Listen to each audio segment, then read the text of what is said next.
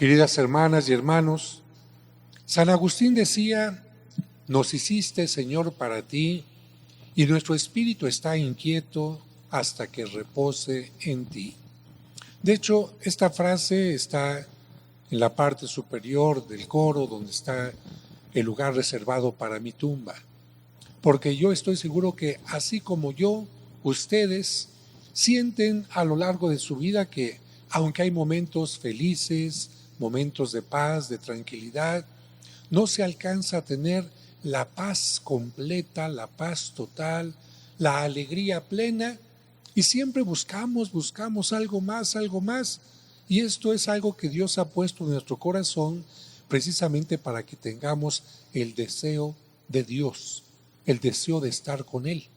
Y mientras tanto, estamos como la samaritana, sedientos. Hemos llegado ya al tercer domingo de Cuaresma. El primer domingo se nos invitaba a tener cuidado ante las tentaciones. Para ello se nos presentó la lectura del Génesis, en la que Adán y Eva cayeron ante las seducciones del engañador. Recordemos que Satanás significa el que engaña. Ese mismo domingo se nos recordó cómo Cristo fue tentado en el desierto, pero a diferencia de Adán y Eva, Él resistió y venció la tentación con la oración y la claridad de su misión salvadora. El domingo pasado se nos contó cómo el ser humano, siguiendo el camino que Dios nos pide, puede transfigurar su vida. Por eso, escuchamos la lectura del llamado de Abraham para que fuera el padre del pueblo de Israel, el pueblo en el que nacería el Mesías, el Salvador del mundo. Y también escuchamos la narración de cuando Cristo se transfiguró ante sus apóstoles para darles un anticipo de lo que sería su resurrección. Hoy, la primera lectura nos recuerda qué sucedió después de que Abraham aceptó el llamado de Dios. Tuvo un hijo llamado Isaac, y a través de él continuó la bendición. Isaac tuvo dos hijos, Esaú y Jacob. En este segundo hijo, Dios quiso continuar su bendición. Jacob se cambió el nombre por el de Israel y tuvo 12 hijos. Así, la descendencia de cada uno de esos 12 hijos fue formando las llamadas 12 tribus de Israel, que en conjunto formaron el pueblo de Israel. La historia continúa mencionando que en un tiempo de sequía y escasez de alimentos, Jacob y sus descendientes tuvieron que dejar Canaán, el actual Israel, para viajar a Egipto y buscar ayuda y alimentos.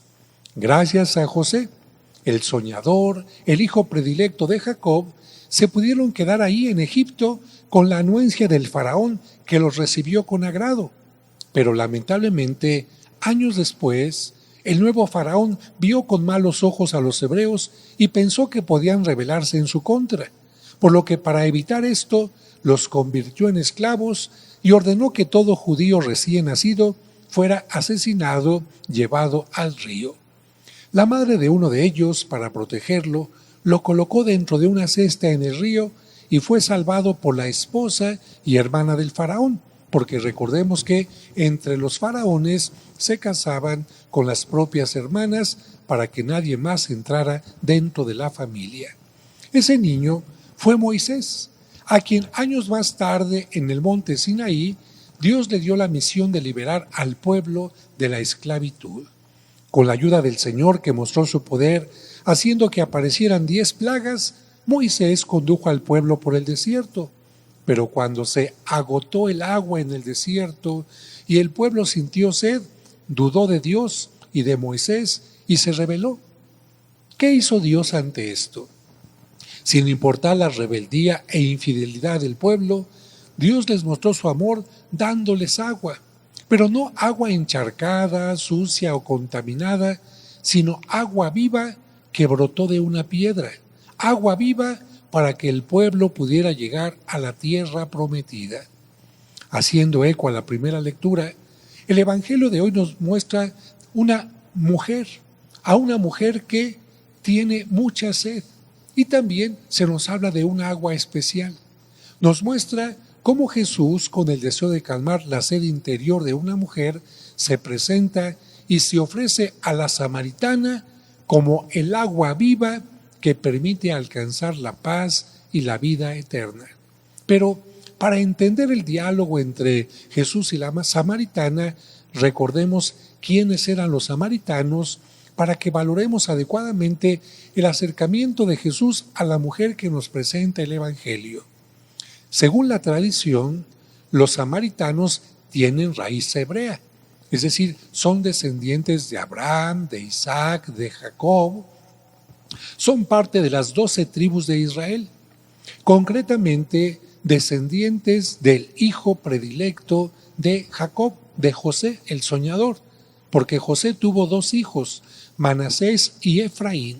Pues bien, de esta descendencia de Manasés y Efraín son los samaritanos. Estos descendientes vivían en el norte de la tierra prometida. Cuando el pueblo hebreo se dividió en 2, hubo un momento de conflicto, 10 tribus, contando las tribus de Manasés y Efraín, formaron el reino del norte o Israel. 10 tribus, y solo 2, el reino del sur o el reino de Judá. El reino del norte tuvo primero su capital en Siquem y posteriormente la cambió a Samaria. Y ahí en Siquem y en Samaria adoraban a Dios. En cambio, el reino del sur siempre tuvo su capital en Jerusalén, donde Dios le había pedido al pueblo que ahí se adorara a Dios. Así que ya desde ese tiempo hubo rivalidad entre los que tenían como capital Samaria, los samaritanos, y los de Judea, que tenían como capital Jerusalén, los judíos. Por si fuera poco, los del reino del sur nunca se mezclaron con otras personas, se mantuvieron puros. En cambio, en el año 740 a.C., el reino del norte fue invadido por los asirios y los hebreos que vivían en esa zona comenzaron a mezclarse con personas de otros grupos, por lo que comenzaron a ser vistos por los hebreos de Jerusalén, por los judíos, como impuros.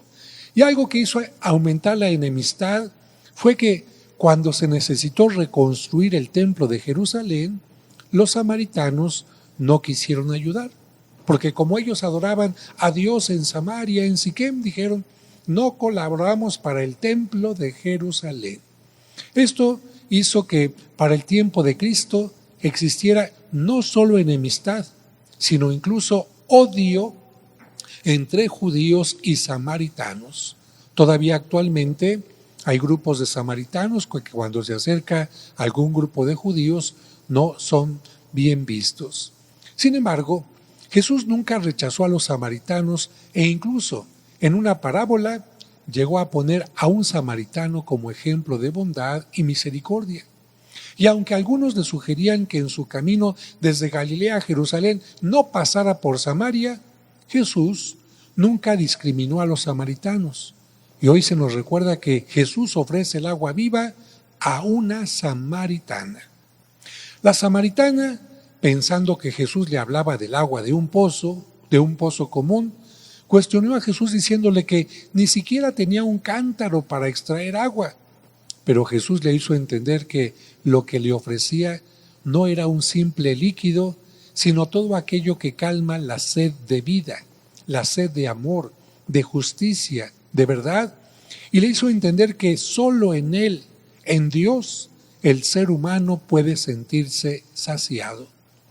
Para entender por qué la samaritana puede representar a muchas personas que buscan en personas o lugares equivocados el sentido de la vida, les comento que en aquellos tiempos muchos de los encuentros o arreglos para el matrimonio se hacían junto a un pozo, por lo que para muchas mujeres ir a un pozo no era solo ir por agua, sino era ir a buscar pareja.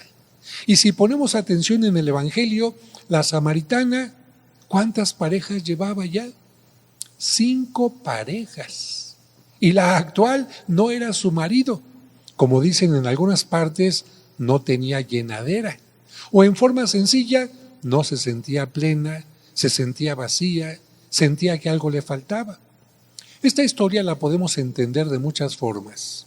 Hoy ya, por su forma de ser, no se saciaba con ninguna pareja, o bien ningún marido había sido capaz de responder a lo que ella quería, o bien, como es común, ella culpaba a los demás, a sus parejas, de las cosas que ella no había sabido resolver y que le correspondían a ella, o bien que ella estaba buscando en lugares equivocados el verdadero sentido de la vida. Y es que a veces le echamos la culpa a los demás, es que por tu culpa no soy feliz, cuando en realidad es uno el que no ha buscado las cosas correctas. La historia de esta mujer es la de muchas personas que han buscado la felicidad en las personas, en el poder, en el dinero, en la fama, en la ropa de marca, en su apariencia física, pero lamentablemente se sienten vacías porque no la han buscado en lo más profundo de su interior, en Dios. El Evangelio nos narra muy brevemente el encuentro de Jesús con ella, pero lamentablemente no nos cuenta todo lo que Jesús estuvo platicando con ella. Seguramente habrá sido un tiempo largo entre lo que fueron los apóstoles y regresaron, fueron muchas horas. El Evangelio no nos cuenta todo lo que Jesús estuvo platicando con ella en un tiempo calmado, con afecto, hablándole de Dios a su corazón, a tal grado que logró la conversión de aquella mujer. Y no solo eso, sino que la convirtió en apóstol suyo, porque gracias al testimonio de la samaritana, muchos samaritanos creyeron en Jesús. Pidamos hoy por todas las personas vivas que buscan equivocadamente la felicidad y por quienes no encuentran el sentido de su vida, para que se acerquen a la fuente de agua viva, a Dios. Pidamos también por los difuntos que por no haber buscado a Dios, fuente de agua viva, murieron tristes, amargados, contaminados por la maldad o lamentablemente se quitaron la vida. Finalmente, el tema del agua que hoy escuchamos también nos recuerda y nos hace agradecer el agua del bautismo por el que Dios como el pueblo de Israel nos libra de la esclavitud del pecado y de la muerte, y como a la samaritana nos ofrece la paz, el amor y la vida eterna.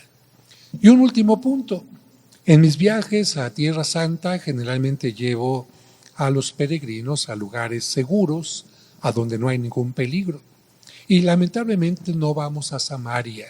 ¿Por qué?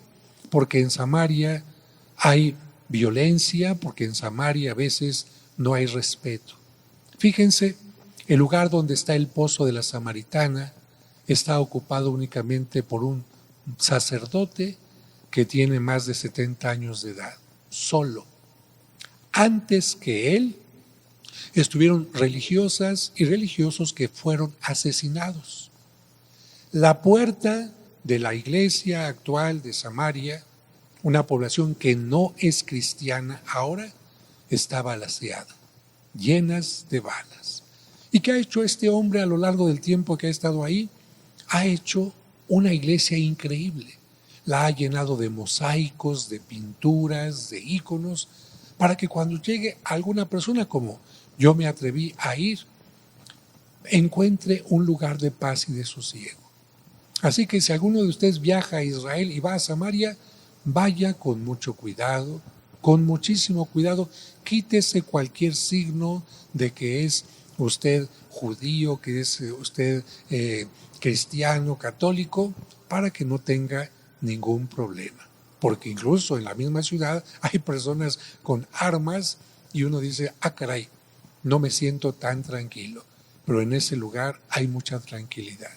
¿Y por qué fui a Samaria? Precisamente para poder hacer un video y que toda la gente que no puede ir vea el pozo de la Samaritana y conozca el testimonio de este hombre que vive ahí. Hasta me dijo, padre, véngase aquí para que sea mi sucesor. Yo le dije, es complicado, pero seguramente entre sus hermanos, porque es un religioso ortodoxo, entre sus hermanos habrá alguien que aceptará este reto tan importante. Pidamos por Samaria y para que un día la fe cristiana regrese a esos lugares.